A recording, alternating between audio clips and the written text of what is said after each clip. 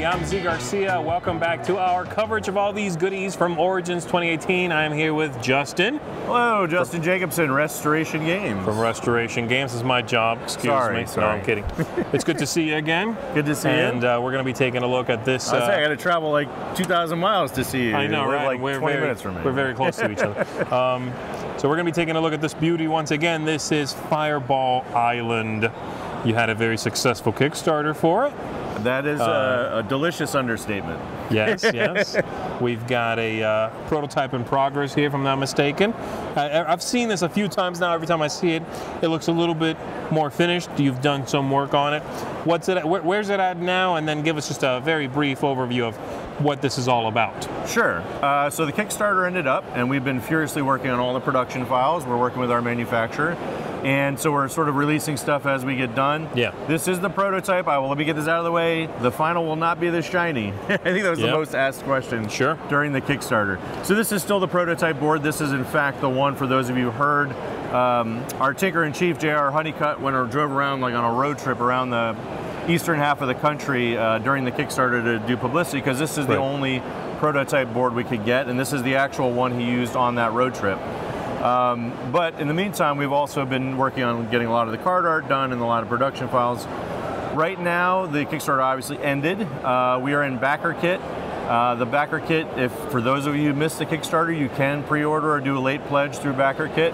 If you just search for, you can either get through the Kickstarter page, there's a link, or if you search for backer kit on Fireball Island, you'll find that. Okay. Those pre-orders should be open until probably June 27th is when we're looking to lock down. And we're probably going to do something special towards the end of that period too, so keep an eye out for that to do a little something special. Okay. So basically, this is a game from 1986. For those who don't know, we take old games, modernize them, and bring them back. And this was one of our most requested, the most requested game we got. Sure. And the reason why is, as you can see, is this island. It's just the table presence. This 3D island, and basically what we're doing is we're running around the island trying to collect treasures, and in the meantime, every so often, our good friend Volcar will throw a fireball out of his mouth and knock everybody down. There, I got both the bridges. That was a good roll by me. There you go. And so we're running around trying to get snapshots and treasures and get back to the helipad, and whoever gets the most treasure wins. And so one of the exciting things with the Kickstarter is we hit a lot of stretch goals, so we added a lot of extra content. That's right. There is a lot of game in this box, especially for the backers.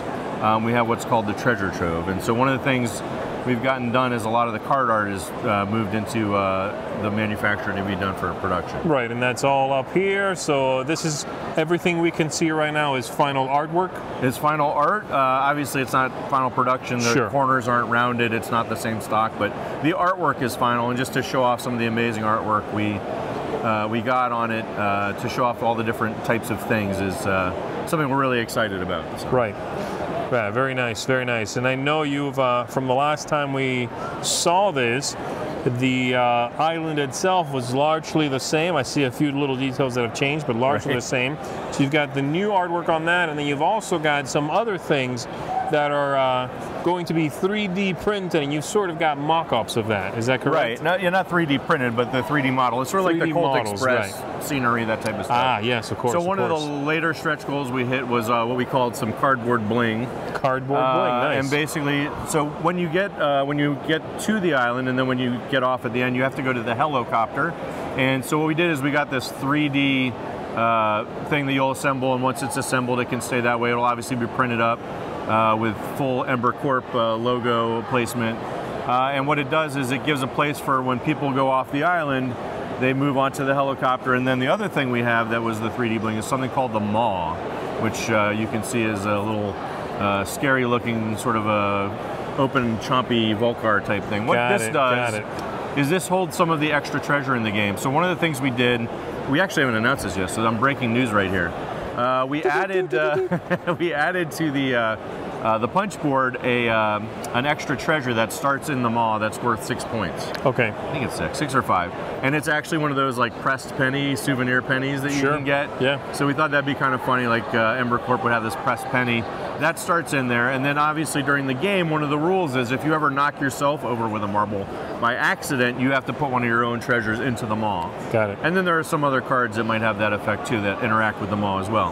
And so one of the things we changed is, for those of you who followed during or maybe even played the game on the road trip, it used to be when you got back to the helicopter, you just got, first one got back 5, the first one to get back got 5 points, second got back 4, 3, 2, etc. Now what happens is, whoops, helicopter down. When you get back to the helicopter, the first person, when you get back to the helicopter, you get to take a treasure out of the maw and add it to your collection. Got it. So the first person back gets first pick. And sometimes that penny press might be useful. Sometimes it might be a particular color because there's a little bit of set collection with the different types of treasures. And so it just adds a little bit more variety to the game. So that is the new rule. Going back to the helicopter now gets you first pull from what's available. From the mall, yes, exactly. Yep. Okay, and so it might be more pressing to some players to get back sooner versus other players might be okay with not making it back right away, but picking up more treasures on the island itself. Right, sure. That's interesting because it's not just a blanket 5 points, which is equally useful to everyone. Right. That's very clever, very nice. Now you've got some more artwork over here. Is that something else to show off? So this is one of the things that we did is for our Kickstarter, we did what's called the Treasure Trove, and it's basically a whole deck of extra cards. Okay. So everyone who backed the Kickstarter gets this for free. If you go to the pre-order now, you can actually add it onto your order now. It will not be in retail though. Okay. Most likely. It will be available limited through our web store, conventions and things like that, but what it is a deck. We ended up with all the stretch goals we broke. 54 card deck of extra stuff. And so there's all these little mini expansions in here. And we have all these awesome card backs, but so one of them is the injury cards, the ones that we did. So it's the backs. So the way that works, and this is featuring art by Brian Patterson, sort of a cartoony look to make it less serious, you know, even when you're getting a stubbed toe or a minor concussion or everybody's favorite, the mild hallucinations. Yeah, let me grab a couple of those. We're going to put them out. And the way the injuries work is, if you would ever lose a treasure, instead of losing a treasure, you can draw from the injury deck. And so you say, oh, I don't want to lose any treasures because I got a good set, but you risk, so some of them are real, there's a big variety. You can get must hair, which has no effect whatsoever, or you can have one where you basically... Paper cut. Yeah, paper cut's a good one too. And I think that's the one where you can can't hold as many treasures. So it doesn't really stand up. I'm just trying to be a goof. No, that was good. I like that. It's nice. That's good. Part of an ensemble. And so that's one of the mini expansions that came in there. We also had the Hangry. Or let's do this one. We also had the Legendary Artifacts expansion. And these are sort of like super powered souvenirs, including like Mjolnir and Vorpal Blade and Excalibur. Nice. And these are just sort of like super powered up souvenirs. So just luck of the draw if you want a little more variety. It's going to mess up the game balance a little bit if somebody gets a couple, but it's fun. I mean, that's what this game's all about, crazy, right? And I will say this art, by the way, is by Victor Corbello, who's amazing. And then one of the other mini expansions, one of my favorite, is called the Hangry expansion. Hangry. And these are special souvenirs. They work like so whatever mini expansion you use, you just shuffle it, except for the injury deck, which is separate. Sure. You just shuffle them into the souvenir deck and you go. Easy peasy. Okay. But what these are like super extra take thatty, right? Like, so we have mostly two different kinds. There's snares, which you can play when somebody does something. So it might trigger like, first, when someone gets to the helipad, you can play this card and they have to stop moving. Okay. Which is particularly nasty at the end of the game because they have to move from the helipad to the helicopter. So somebody might be really smart, like, oh, I'm getting back with all this treasure, and they get to the helipad and you play the card and they can't get on the helicopter. Okay. And then the other thing is a lot of funny food cards. Like we have a stale pretzel and some overpriced pizza, and JR's favorite is the flat Dr. Ember. And these basically just mess with people too. Like you can steal extra treasures from there, souvenirs. You can move people like right into the line of fire, that sort of stuff. So you can customize how you want to play. If you want more randomness, if you want a little more, meanness, whatever you would like. Yeah, okay, that's interesting. Yep, and then we have a bunch of extra souvenirs that go in the deck as well that do just different things. There's the Vuvuzela and the T-shirt cannon and the foam finger. We even have, for you classic aficionados, we have a magic talisman that we just happen to put in there. That's a wink to the original game. And then there's some that work with some of the other expansions like the pirate ship or Crouching Tiger, Hidden Dragon, Last Adventure, that sort of thing. So. Very nice. Yep. Very good. That's a lot of goodies. Again, you can go, if you missed the Kickstarter, go on Backer Kit. And we've got one more thing. One more super important thing to show. Yeah. You're right back. I was leading to it. Oh, I'm sorry. Okay. I've done this before. What we've done for the road trip. This is fantastic.